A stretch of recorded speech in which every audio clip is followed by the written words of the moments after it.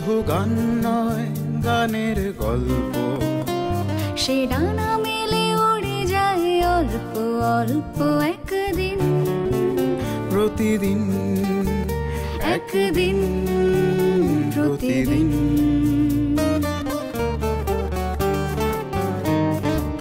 কেন সে গান গায় সে কথা অজানা, সে সর সন্ধির সন্ধিতে নিশানা। কেন সে গান গায় সে কথা অজানা, সে সর সন্ধির সন্ধিতে নিশানা। সে কাকে ডাকে কে মনে রাখে, আলো ছায়া মাখা হারানো দিন। সে শুধু গান নয়, প্রাণের স্পন্দন, যার কথা মালা হয়ে ওঠে চন্দন, সুবাসে প্রতিদিন, একদিন প্রতিদিন।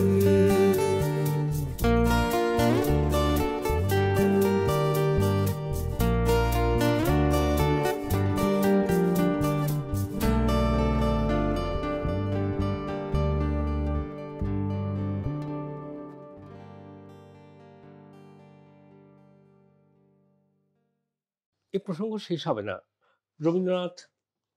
রবীন্দ্র প্রসঙ্গ, মানে যতদিন সঙ্গীত পৃথিবীতে থাকবে, এরকম একজন কম্পোজার, একজন লিরিসিস্ট, আমরা যদি ওনাকে শুধু সেইটুকু জায়গা থেকেই দেখি, তার ব্যাপ্তি নিয়ে আলোচনা করার পরিসর বা সেই পড়াশুনো আমার নেই। সুতরাং এই ভালোবাসাটাতেই খুব বোধ হয়ে থাকবো, এর নেশার মতো। আর একটা জিনিস যেটা মনে হয়, যেটা যেটা আপনার গান শুনতে শুনতে আমার মনে হয়েছে বারংবার, যে একজন প্রকৃত শিল্পী, বাই নেচার একজন আর্টিস্ট, তার ঘরানা যদি বলি, শিক্ষা মানে একটা ঘরানা আসে, তার সঙ্গে তো একটা বাহিরানারও যোগ হয়। সেই দুটো যখন মার্জ করছে, তাকে আপনি কি করে ব্যাখ্যা করবেন? এটা সত্যি কিভাবে ব্যাখ্যা করব জানি না, মনে তো হয় কখনো কখনো। হ্যাঁ, মনে হয়। কারণ এই যে ঘরানাটা, এই ঘরানার সঙ্গে বাহিরানা যখন মার্চ করে, তখনই মার্চ করে যখন একটা বোধ নিজের ভেতর থেকে কোথাও নাড়া দিয়ে যায়। এটা আমার খুব মনে হয়। আরেকটা মনে হয় যে, মানে এইভাবে তো কখনো ভেবে দেখি না, মনে হয় মানে প্রতিদিনই বলি যে তোমায় সমর্পণ করলাম, তুমি দেখে নিও আমায়। এইটা সব সময় একটা মনে হয়। বোধটা হয়তো সব সময় ব্যাখ্যার নয় তো, সেইটা একটা, মানে এইটা যে কখন কিভাবে আসবে বা মনে কিভাবে নাড়া দিয়ে যাবে, সেটা বলা খুব কঠিন। কারণ রবীন্দ্রনাথের গানকে আমি যেভাবে শিখলাম, শেখবার পরে যখন আমি পরিবেশন করছি, সেটা কিভাবে স্বতন্ত্র হয়ে উঠবে বা আমি নিজে কিভাবে ভাববো, সেটা তো ওইভাবে ভেবে দেখে ভাবিনি আর কি, খুব প্রাকৃতিকভাবে আর স্বাভাবিকভাবে। হ্যাঁ, আর ওই যে শাওলিদি অনেক সময় ওই নাড়া দিয়ে গেছিলেন অনেক টিভি চ্যানেলের অনুষ্ঠানের সময়, তখন উনি বলতেন যে কেন রে সবাইয়ের মতো তুই 4-5টা গান নির্বাচন করে নেমে পড়বি, কেন একটা বিষয় ধরবি না? এও একটা মানে মজার ব্যাপার। মানে একদম প্রথমে একটি অনুষ্ঠানের সুবাদে আমাকে বলছেন যে রবীন্দ্রনাথের গানের তুমি তুমি নিয়ে বল কিছু। তাহলে কোন তুমি? কোন তুমি? সেই তুমি যে জীবন দেবতা তুমি, আবার এই তুমি যে নতুন বৌঠান তুমি, আবার এই তুমি যে আমার মনের মানুষ তুমি। যখন সে আমার বন্ধু সবকিছু মিলেমিশে এক হয়ে গেল, তখন সেই তুমির উপলব্ধি। হ্যাঁ, তো সেই শুরু হলো আমার অনুষ্ঠানে বিভিন্ন রকম বিষয় নির্বাচন করা বা তাকে নিয়ে নতুন করে ভাবা, অর্থাৎ গ্রহণ করার পরের যে বাইরের প্রকাশ করা, সেই প্রকাশের চিন্তা ভাবনা বদল বা কি করলে আমি নতুন কিছু ভাববো, সেই ভাবনার হয়তো সূত্রপাত ওখান থেকে। তারপরে আস্তে আস্তে আস্তে আস্তে বুঝতে পারিনি যে কখন নিজের ওই জায়গাটা কিভাবে হলো, বা ওইটা হয়তো ঠিক বলতে পারবো না। একটা খুব বিষয় চলে এলো হঠাৎ করে, এই তুমি তুমি তুমি মার্কেজের একটা গল্প পড়ছিলাম, সেটার যদি বাংলা করি আমরা, সিম্পল একটা শব্দ আসে অবয়ব। মার্কেজ বলছেন, মানে আমি গ্যাব্রিয়েলা গার্সিয়া মার্কেজের কথা বলছি। মার্কেজ যখন ওয়াকিং অন দ্য ব্রিজ, রাত্রিবেলায় বাড়ি ফিরছেন, কাঁধে একটা ছোট্ট একটা ব্যাগ, হাঁটতে হাঁটতে আসেন, ওর লম্বা ছায়া আর জুতোর শব্দ, আর মাঝে মাঝে ফেলে দেওয়া সিগারেটের ওই স্টার্টগুলো। মার্কেজ বলছে যখন একা, তখন খুব অসহায় লাগছিল। দেখলাম একা তো নই, ছায়াটা সঙ্গে যাচ্ছে। ওকে আমি তুমি সম্বোধন করে গল্প করা আরম্ভ করলাম। আসলে দুর্বা এতক্ষণ যেটা বলছিলেন যে কখন কিভাবে আসে, এবং যখন শাওলি মিত্রের প্রসঙ্গ এলো, কোনো কোনো মানুষ থাকেন তো যাদের কাজ হয় ওই ভেতরের ইনার লাইটটাকে জ্বালিয়ে দেবার। হয়তো আমাদের অনেকের ভেতরে থাকে, কিন্তু এই জ্বালিয়ে দেবার মানুষটাকে খুব দরকার। তাহলে সেই প্রসঙ্গেই আসি, ওই আবার একটু ধার করি জীবনানন্দ থেকে, যে আলো অন্ধকারে যাই, প্রেম নয়, ভালোবাসা নয়, শুধু এক বোধ জন্ম লয় আমাদের মাথার ভেতর, কোথায় লুকিয়ে আছে আমরা জানি না। এই প্রসঙ্গে কি কোনো গান মনে পড়ে? তার রবীন্দ্রসঙ্গীত হতে হবে এমন কোনো মানে নেই, যে কোনো গানই হতে পারে।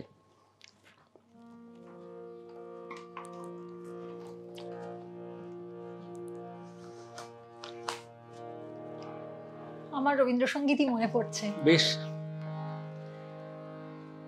তুমি কিছু দিয়ে যাও মোর প্রাণে গোপনে গো, তুমি কিছু দিয়ে যাও ফুলের গন্ধে বাঁশির গানে, মোর মোর মুখরিত পাবনে,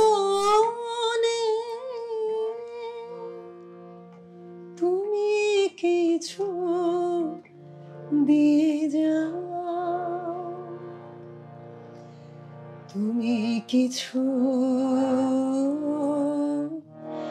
নিয়ে যাও বেদনা হতে বেদনে, তুমি কিছু নিয়ে যাও যে মোর অশ্রু হাসিতে দিন, যে বাণী নীরব নয়নে, তুমি কিছু দিয়ে যাও মোর প্রাণে গোপনে গো, তুমি কিছু দিয়ে যাও।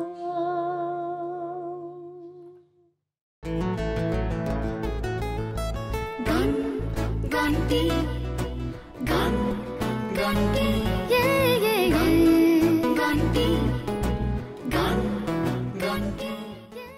এই নিবেদন বা একটা আরতি যেন এও এক স্তব্ধ করে দেওয়ার মুহূর্ত তৈরি করে ফেলেন। সেই কারণেই মানে আমাদের আধুনিকতার শেষ স্টেশন রবীন্দ্রনাথ। মানে ওইখানে গিয়ে যেন আমাদের জার্নি বারবার শেষ হয়ে যায়, বারবার থেমে থাকে।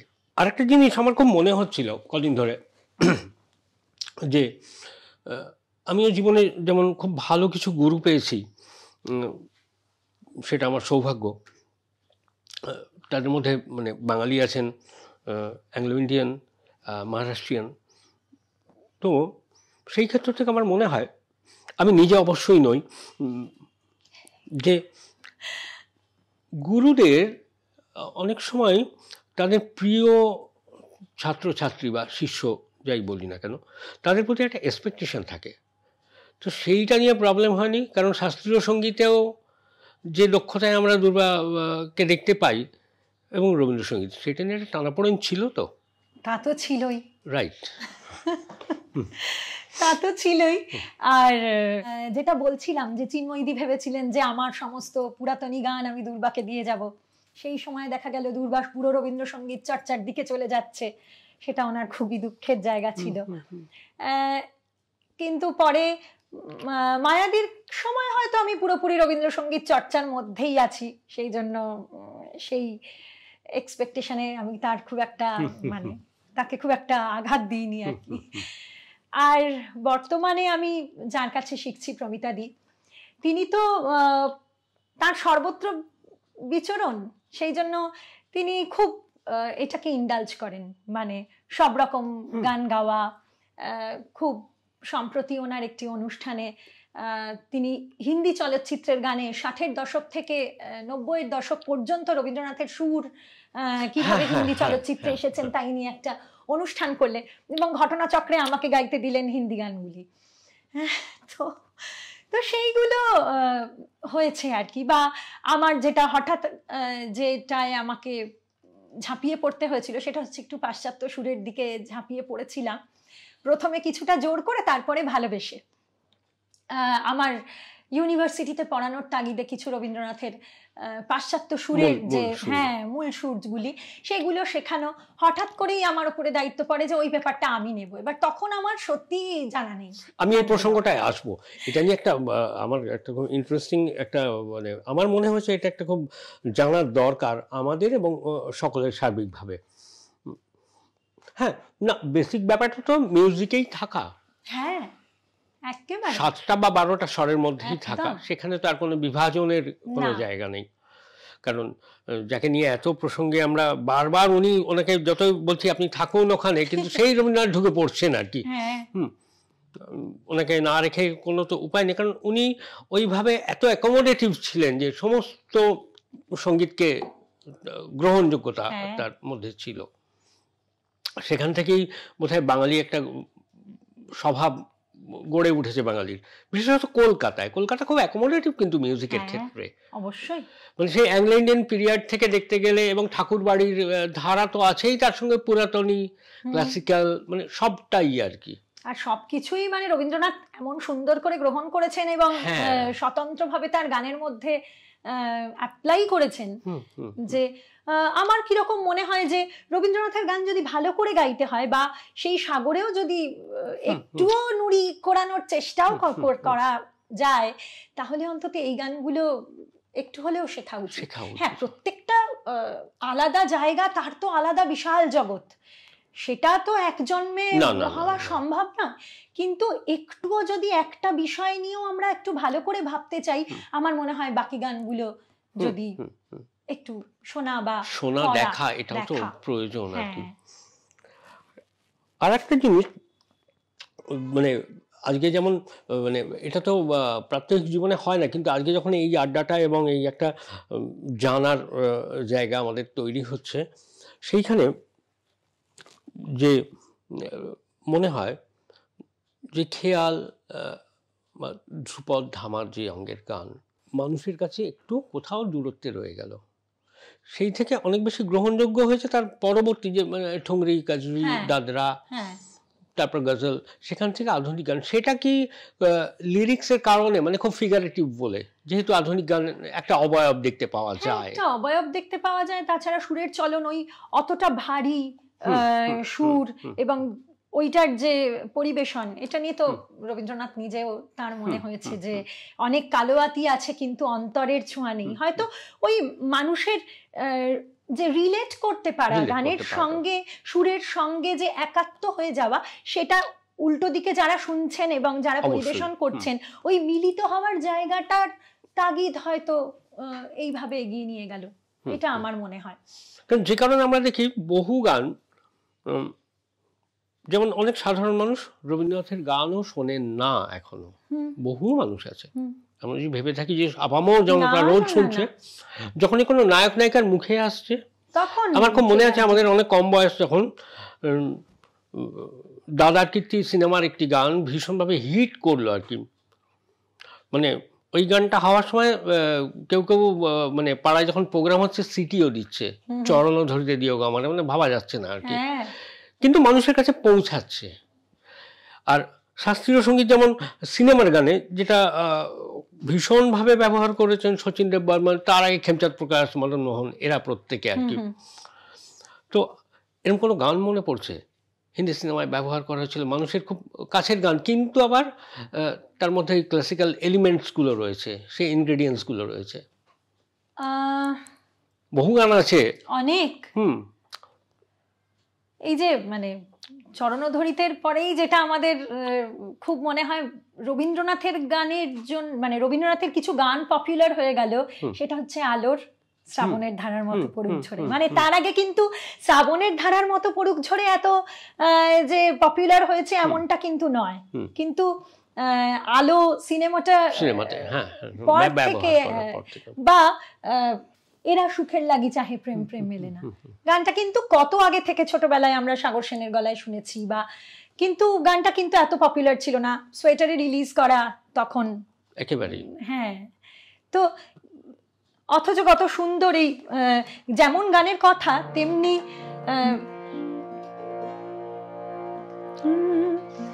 এরা সুখের লাগি চাহে প্রেম প্রেম মেলে না, শুধু সুখ চলে যায় এমনি মায়ার ছলনা, এরা সুখের লাগি চাহে প্রেম প্রেম মেলে না, এরা ভুলে যায় কারে ছেড়ে কারে চায়, ভুলে যায় কারে ছেড়ে কারে চায়, সুখের লাগি চাহে প্রেম প্রেম মেলে না, তাই কেঁদে কাটে নিশে, তাই দহে প্রাণ, তাই মান অভিমান, তাই এত হায় হায়, প্রেমে সুখ দুঃখ ভুলে তবে সুখ পায়, প্রেমে সুখ দুঃখ ভুলে তবে সুখ পায়, সুখের লাগে চাহে প্রেম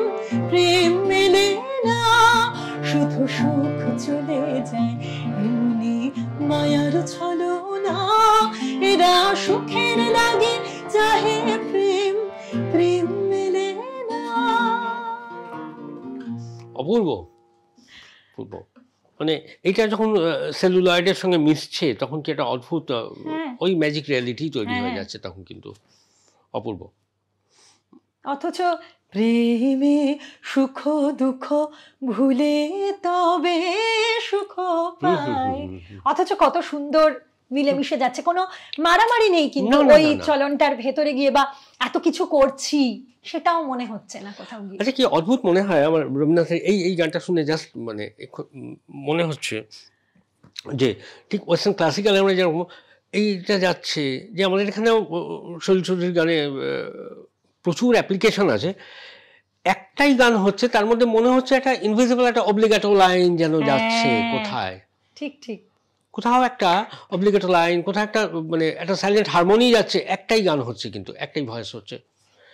এটা কথার গুণ না সুরের গুণ, এই ভগবান জানে।